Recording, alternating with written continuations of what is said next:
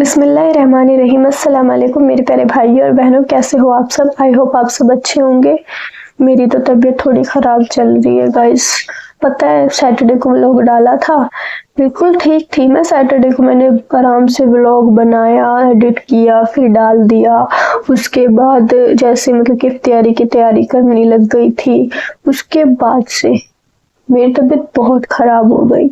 अचानक से सर में इतना दर्द, फीवर, जुकाम, मतलब कि एकदम से ही अचानक से पता नहीं क्या हो गया। सर का दर्द भी ऐसा हो रहा है जैसे कि सर की नसें फटने वाली हो। पता नहीं इस जगह में ऐसा कुछ है कि हाँ, यहाँ का माहौल, क्योंकि ना देखो हमारे उसमें मुस्लिम रिलीजन में तो ऐसा होता नहीं है कि हाँ टोटके वगैरह किया जाए या बाबाओं के चक्कर में पड़े, ऐसा कुछ तो नहीं होता है ना, मैंने तो नहीं देखा। बाकी जो हिंदू रिलीजन में है, जब मैं अपने घर पे थी और यहाँ का भी मैंने देख लिया है कि यहाँ पे हिंदू रिलीजन में ऐसा होता है, टोटके वगैरह किए जाते हैं।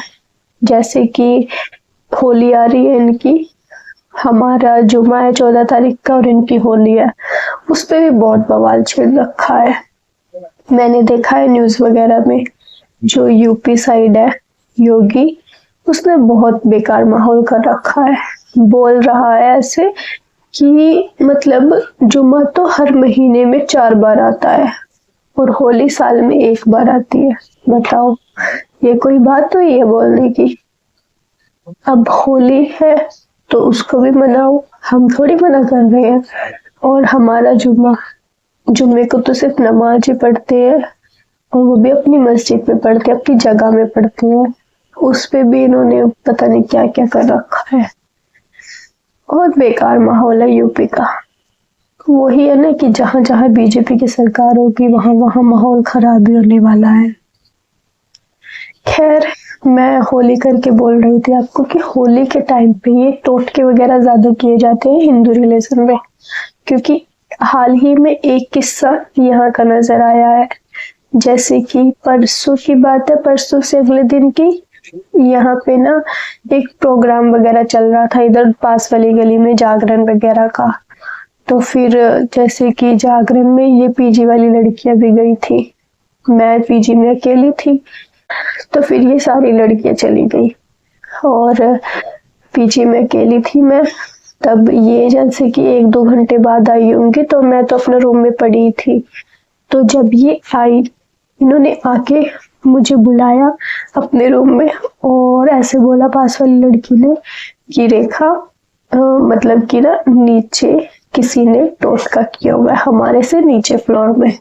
बोल रही थी कि एक नींबू ले रखा है, उस पे सिंदूर वगैरह लगा के, उस पे काफी सारी कीले वगैरह कर रखी है, मिर्ची वगैरह सब कुछ, और टोटका किया हुआ है।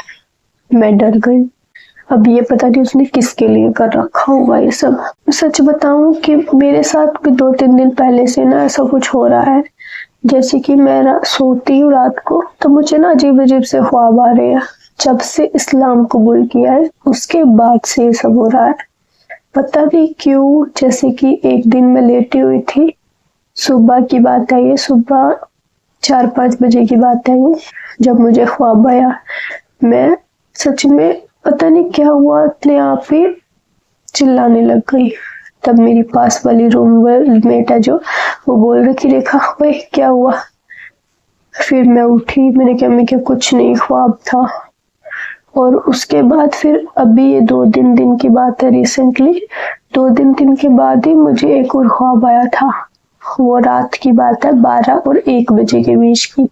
तब मुझे ख्वाब आया, मैं जैसे कि इस तरफ सर करके और इस तरफ टांगे करके लेटती हूँ, क्योंकि जो मेरे सामने है ना मेरी अलमीरा, उसमें मैं कुरान शरीफ रखती हूँ। तो मैं ये समझती हूँ कि मुझे कुरान शरीफ की तरफ लाते करके नहीं सोना चाहिए, इसीलिए मैं उस तरफ सिर कर लेती हूँ और इस तरफ अपनी लाते कर लेती हूँ।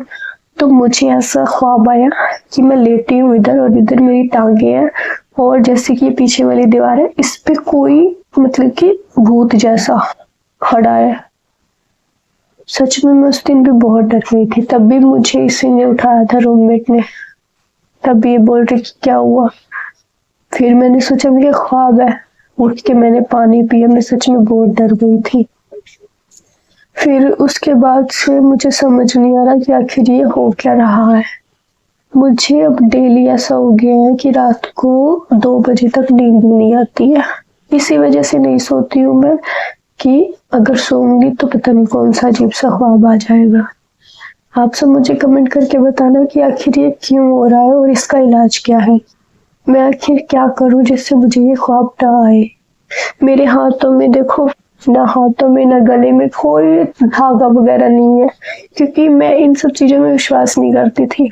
बट जब से मैंने कुरान शरीफ पढ़ना शुरू किया है, उसमें जिन का जिक्र है, तब से मुझे ये चीज फील हुई है कि हाँ ये सच में होती है।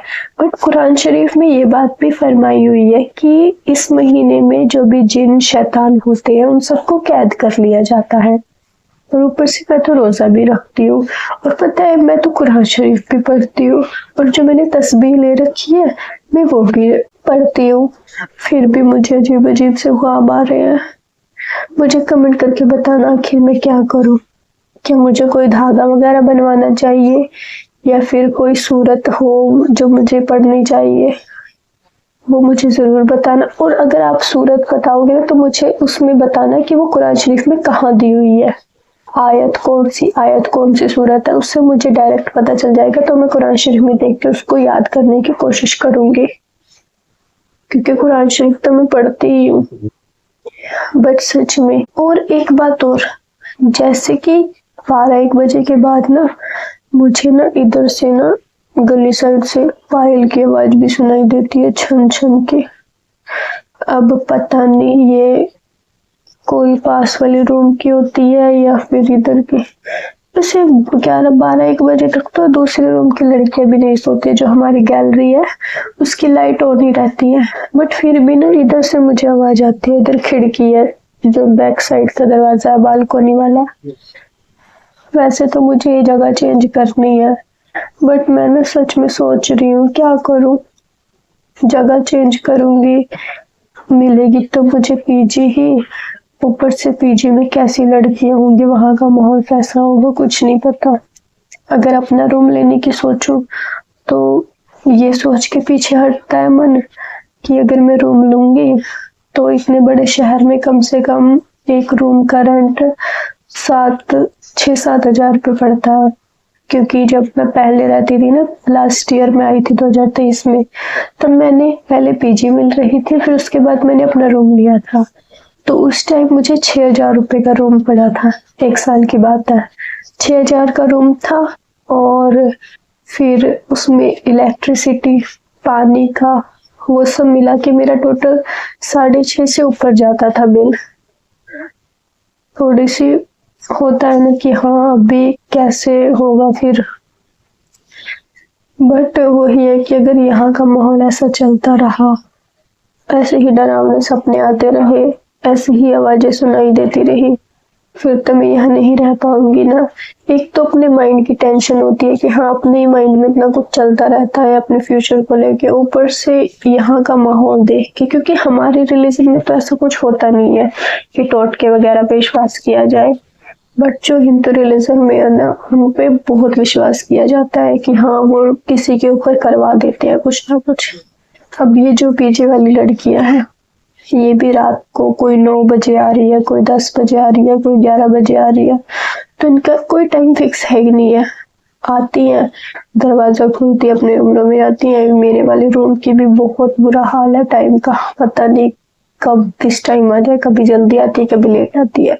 तो वही बात है ना कि बंदा बाहर से आ रहा है और इस टाइम पे पता नहीं पीछे से क्या चीज लग के आए। और ऊपर से आपको पता ही है कि हिंदू रिलीजन में लड़कियां कैसे रहती हैं, बाल खुले, जींस टॉप डाला और परफ्यूम लगाया, जिसको पूरी आजादी समझा जाता है।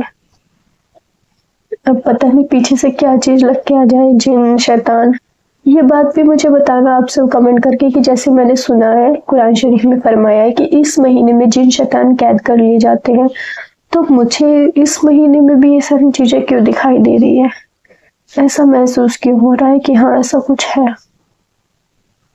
और अगर ऐसा होता है तो ये कब बताना मुझे कमेंट करके कि मैं ऐसा क्या करूं धागा वगैरह बनवाने के लिए किस से बात करनी पड़ेगी, या फिर सूरत होती है जो, वो कौन सी पढ़नी पड़ेगी, नंबर के साथ बताना कहाँ पर लिखी हुई है। सच में बहुत परेशान हूँ इस चीज से। एक तो मेरी तबीयत भी खराब है, नींद नहीं आती है मुझे रात के 1-2 बजे तक। आंखें भी मेरी इतनी दर्द करती है ना, सच में आंखें दर्द करती है, ऊपर से फिर सर भी फटने वाला होता है। अब तो फोन भी नहीं चलाया जाता है, पता है। आप सबके जैसे कि कमेंट्स होते हैं, मैं थोड़े थोड़े करके रिप्लाई देने की कोशिश करती हूँ, क्योंकि ज्यादा देर चलाया ही नहीं जाता है ना मोबाइल। जैसे कि रोशनी पड़ती है आंखों पे लाइट, और जो कमेंट्स होते हैं उनको पूरा ध्यान से पढ़ के ही समझ के रिप्लाई देना होता है। तो इस वजह से काफी कमेंट्स ऐसे हैं जो मुझसे छूट भी गए हैं। बट कमेंट्स चेक करना, उन आपकी बताई हुई बातों को समझना, फिर उनको अपनी गलतियों को सही करना, उन बातों पे अमल करना, ये भी बहुत जरूरी है। इसीलिए ना मुझे कुछ ना कुछ तो करना पड़ेगा जिससे सही हो जाए, जिससे जैसे कि अगर मुझे ख्वाब नहीं आएंगे उल्टे सीधे तो मुझे नींद अच्छी आएगी, नींद अच्छी आएगी तो मैं अपने काम पे फोकस अच्छी तरह कर पाऊंगी। अब बंदे की नींद ही नहीं अच्छी पूरी होगी तो काम पे कैसे फोकस हो पाएगा। मैं तो रात को भी तस्बीह पढ़ के सोती हूँ, जैसे बताया था मेरे किसी भाई ने कि रात को सोने से पहले पढ़ लिया करो, तो मैं कंटिन्यू पढ़ के सोती हूँ। पता नहीं फिर भी क्या हो रहा है क्या नहीं हो रहा है मेरे साथ। जब से इस्लाम में आई हूँ ना मैं, तब से ही पता नहीं यहाँ पे क्या हो रहा है। क्या सारे जिन शैतान मेरे ही पीछे लगे पड़े हैं। खैर, मैं पीछे तो हटूंगी नहीं कि मैं उन शैतानों से या जिन्नों से डर जाऊंगी तो मैं पीछे हट जाऊंगी। मैं उनसे पीछे नहीं हटूंगी। अगर मैं एक बार दीन इस्लाम में दाखिल हो चुकी हूँ तो मैं उस पर पूरे अच्छे तरीके से चलूंगी। बेशक जो भी मेरी प्रॉब्लम्स हैं मैं उनको सोल्व करूंगी, उनसे निकलने का तरीका ढूंढूंगी, बल्कि उनसे भागूंगी नहीं, क्योंकि हमें प्रॉब्लम्स को फेस करना चाहिए, उनसे भागना नहीं चाहिए। और वैसे तो मेरे अल्लाह की बहुत रहमत है, मुझे अपने अल्लाह पर पूरा विश्वास है। बस मैं आप सबका भी सपोर्ट चाहती हूँ कि आप सब भी मेरी मदद करें, क्योंकि मेरे मन में जो भी बातें होती है, जो भी मेरे साथ कुछ होगा, तो वो सब मैं आपके साथ ही शेयर कर सकती हूँ। आप सब मुझे बताना मैं क्या करूँ। और जैसे कि रूम भी चेंज करना है तो मैं देखती हूँ। अब इस मंथ का तो रेंट मैंने दे दिया है, तो अगले महीने देखते हैं 5 तारीख से पहले या 5 तारीख के बाद। 5 तारीख से पहले ही खाली करना होगा ना, 5 तारीख को तो अगला महीना शुरू हो जाएगा। तो अगर 5 तारीख से पहले पैसों का इंतजाम हो गया, मुझे लगेगा कि हाँ मैं पर महीने के 7,000 6,000 दे, 7,000 तो मान के चलो 7,000 दे सकती हूँ। इतना मेरे पास बैलेंस हो तब तो मैं ले भी सकती हूँ ना कहीं पे रूम। अगर नहीं होगा तो मैं जैसे कि 1 मंथ के दे दूंगी 7,000, फिर अगले महीने की मुझे टेंशन रहेगी। और ऐसा तो है नहीं कि सिर्फ रेंट देना है, फिर अब रूम लूंगी तो वहां पे सामान भी लेना पड़ेगा। जैसे कि जब हम रूम लेते हैं, मैंने लास्ट लिया था तो पूरा खाली रूम था 6,000 में, ना उसमें कोई बेड था, ना उसमें कोई अलमीरा, ना कोई स्लेब वगैरह, कुछ नहीं था। सब अपने पास करना पड़ता है, तो उसके लिए काफी पैसे होने चाहिए अगर अपना बंदा सेटल करता है कुछ। आप सबसे यही उम्मीद है कि प्लीज आप सब मुझे बताना कि आखिर मैं क्या करूं, मुझे क्या करना चाहिए। ये जगह तो खाली करनी ही पड़ेगी, अभी है टाइम, तो देखती हूँ क्या होगा। और इससे बचने का उपाय बताना कि आखिर इन ख्वाबों से निकलने का क्या उपाय है। धागा बनवाने के लिए किसके पास जाना पड़ेगा, क्या और कौन सी सूरह पढ़नी होगी, ठीक है। तो बस यही कुछ बातें थी जो मुझे आपसे शेयर करनी थी। बाकी आप सब अपना ख्याल रखिए और ऐसे ही सपोर्ट बनाए रखिएगा।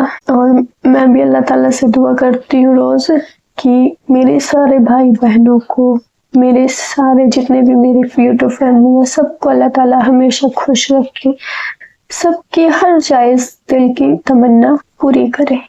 इसके साथ ही मैच को लॉग इन करती हूँ। बाय बाय, टेक केयर, अल्लाह हाफिज।